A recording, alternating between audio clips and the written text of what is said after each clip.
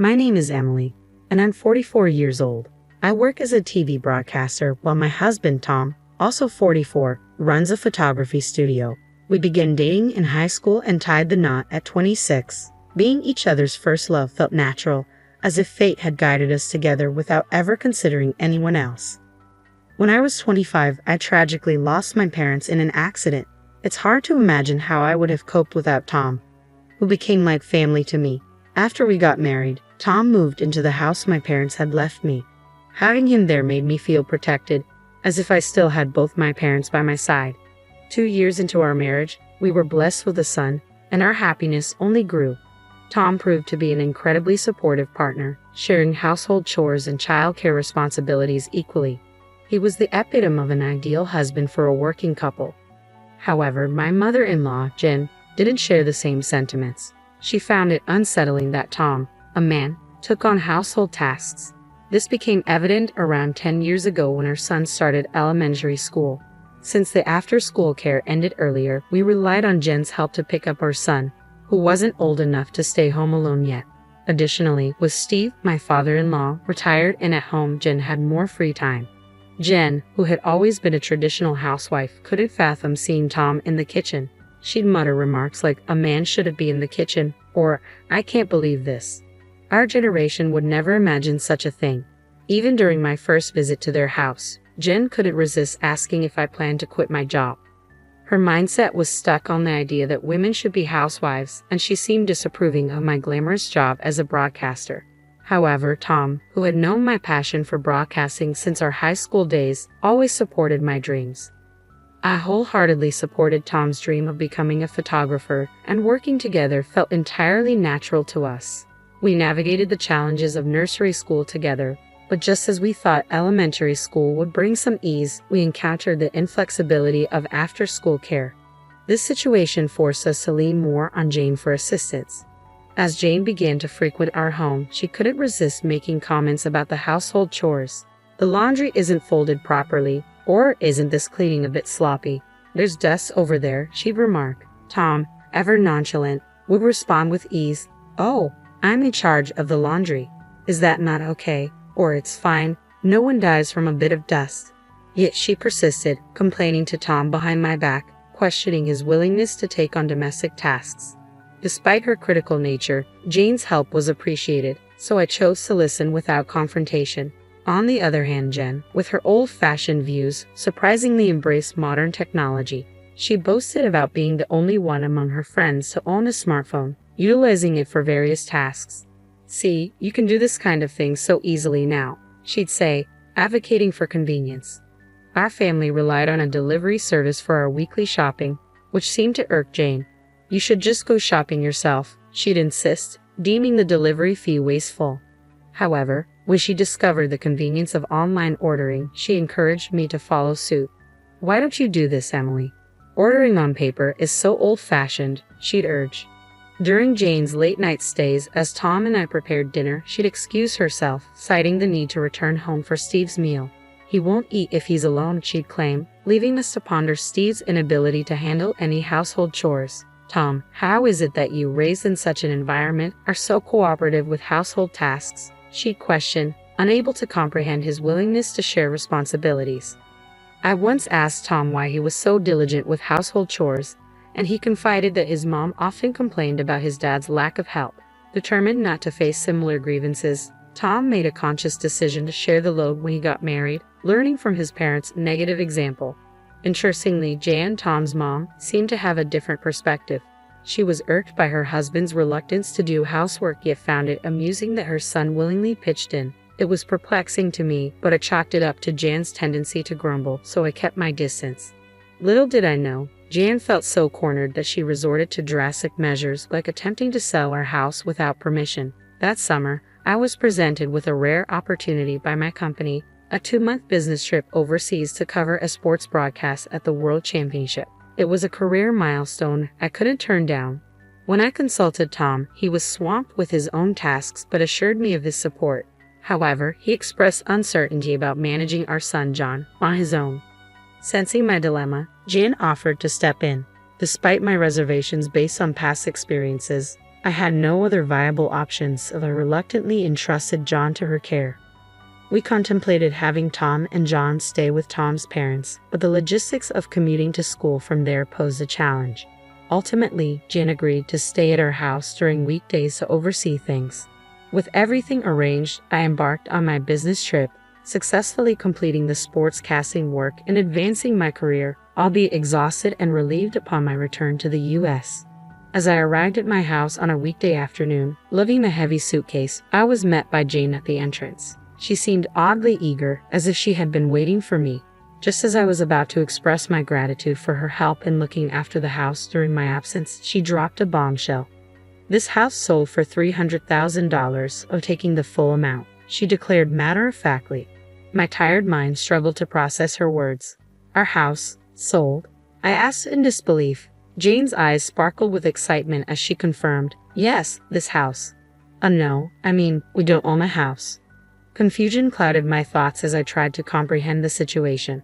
I insisted that we did indeed own the house, but Jane just laughed it off, accusing me of lying and claiming there was a registration certificate in my name. Feeling frustrated and getting nowhere in the conversation, I shifted gears, attempting to calm my racing heart. "Let's put that aside for a moment. Why are you selling it?" I asked, hoping for some clarity. Jane's response sent a shiver down my spine. "What belongs to the wife belongs to the husband, and therefore to me. I'm using it to build a new house," she explained, her eyes bloodshot with determination. Suddenly, a sense of fear crept over me. A new house. For us. Tom and I. But why? This way, Tom won't have to do household chores anymore. I've been so sorry for him, Jane added, her voice tinged with an unsettling fervor. "I raised him not to do such things, and I won't allow Tom to do household chores in the future," she declared firmly, her expression resolute. As I pieced together the story, it became clear that shortly after our marriage, when Tom was in the kitchen, she had instructed him to let me handle such tasks. Tom, however, had politely declined, stating, "No, this house is Emily's. I have to do at least this much." Unfortunately, she misconstrued his words, believing that Tom only helped with chores because he was living in my house. In her mind, Tom didn't actually want to do household chores. He preferred to focus on his work. The concept of a working couple sharing household responsibilities simply didn't register with her. Furthermore, I later discovered that after Steve's retirement, their financial situation became precarious. His pension fell short of expectations and finding re-employment proved challenging. Faced with insecurity about continuing to live in their rented apartment, they resorted to this unthinkable action. "No, this house isn't mine, and Tom thinks it's normal to do housework." I tried to interject, but Jen dismissed my words as lies, accusing me of interpreting things to suit myself. I knew I needed to gather more information before confronting her about her actions. "Where did you sell it?" I inquired, hoping to uncover the truth. "I sold it to AA Real Estate. They did an easy online assessment, and the sale went smoothly," she explained casually. It became evident that she had found a convenient online evaluation service and proceeded with the sale through them. The buyer was specifically looking for a house in our area, and they assured her that we wouldn't get such a high price anywhere else. Proudly, she proclaimed, "That's why you should be grateful. Selling a 20-year-old house for $300,000 is quite the feat, don't you think?" I found a reputable real estate agent, didn't I? Determined to verify her claims, I decided to research the real estate company online, hoping to uncover the truth. I attempted to reach them by phone, but my calls went unanswered. When I questioned Jane about whether she had visited the real estate company at the address provided, she simply replied, "No, I didn't go there. You don't need to do that nowadays." Frustrated by her lack of initiative, I insisted that she go to the address the next day, warning her that I wouldn't entertain further discussion otherwise. Reluctantly, she left. The following day, I received a distress call from Jane. Between sobs, she managed to convey, "It's not there. The real estate company doesn't exist at that address. There's only a dilapidated wooden house, seemingly uninhabited." Her admission left me dumbfounded, and I couldn't help but burst into laughter upon her return.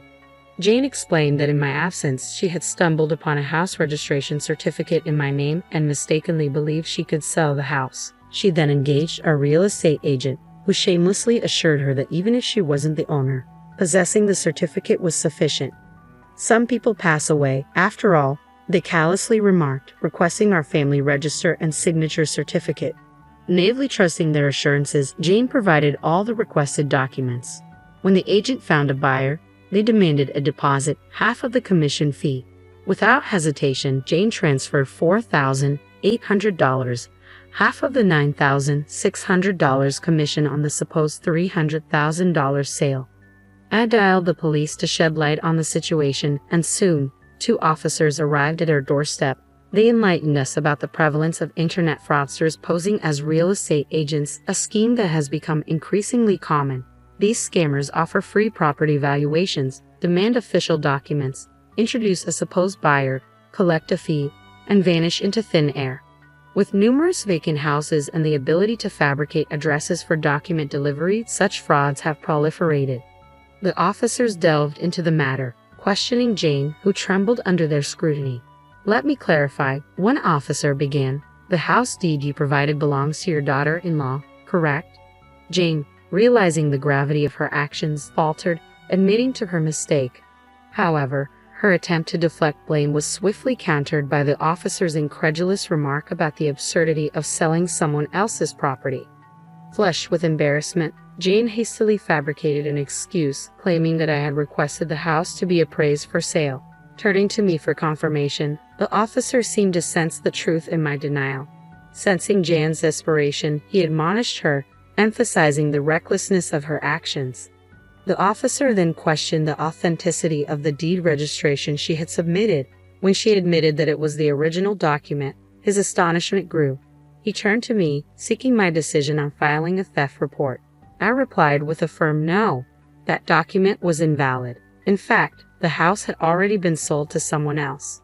The recent change in the law allowed us to proceed with the sale using only the registration identification information. Though I had inherited the deed from my parents, it turned out to be unnecessary for the sale.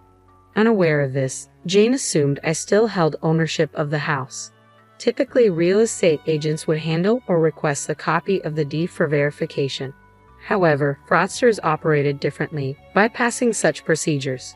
In her embarrassment, Jane shot me a resentful look and muttered about the curse of selling one's parents' home, attributing it to people in flashy jobs. I met her gaze squarely and explained that it was Tom's decision. He needed a lump sum of money at the time. Jane's shock was palpable as she questioned why Tom would want such a thing. I disclosed that Tom had aspirations of starting his photography business but lacked sufficient funds. The house, our main asset, was sold to an acquaintance and we rented it back. As I recounted the entire story, Jane's demeanor shifted. Her shoulders slumped, and through tears, she murmured, "So Tom's success now is because of you selling the house, Emily." I could have affirmed her statement, but instead, I expressed my belief in spouses sticking together through thick and thin. "We're in this together," I assured her. At my words, Jane broke down, her tears flowing bitterly. "I wanted to work too," she sobbed. "My husband can't do anything, even now after his retirement. He does nothing. What has my life been for?" Her litany of complaints against Tom continued, leaving the police officer struggling to complete the report. Ultimately, the fraud report was filed, but even after 10 years, the culprits remained at large. It seemed unlikely that the money would ever be recovered. Following the incident, Steve became vigilant over Jane's actions, taking over all financial control and denying her access to money. Whenever she needed something, she had to request it from him and would be given cash. "It's so suffocating," Jane complained to Tom, who reminded her that she had brought it upon herself. Now, with no disposable income, Jane sought work through senior job listings and currently teaches the elderly how to use smartphones. She is well regarded for her ability to empathize with the struggles of older learners. Steve, perhaps due to his pride, found senior jobs unsuitable and soon quit, providing no income. These days, Jane is busier, often leaving Steve with household duties as she goes out. Interestingly, he's taken an interest in cooking and is getting quite good at it. The roles in Tom's parents' house have reversed, but both seem to have found new fulfillment. As for me, after my overseas business trip, I successfully climbed the career ladder and now anchor the evening news. Tom's photography studio is thriving. And we've managed to save enough to consider buying back and renovating the family home.